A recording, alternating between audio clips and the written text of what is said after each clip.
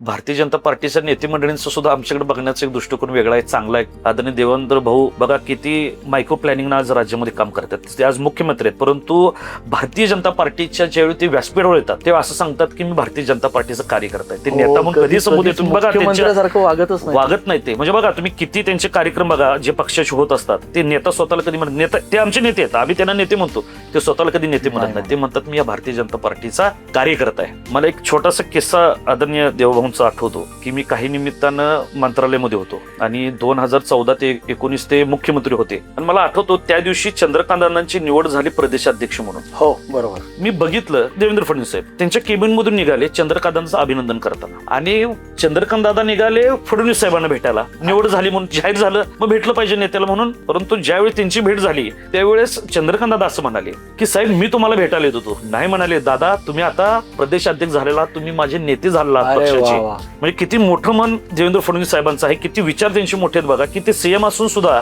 ते स्वतःहून भेटायला गेले कारण माझ्या राज्याचे एक अध्यक्ष झाले, त्यांना भेटण्याचं कर्तव्य माझं आहे. म्हणून फडणवीस साहेब मुख्यमंत्री असताना सुद्धा स्वतः भेटायला चंद्रकांत दादांच्याकडे गेले. म्हणजे किती विचार यांच्याकडून घेण्यासारखे आहेत. ह्याच विचारांनी तुम्ही प्रेरित झालो, झालात, आलो पक्षामध्ये.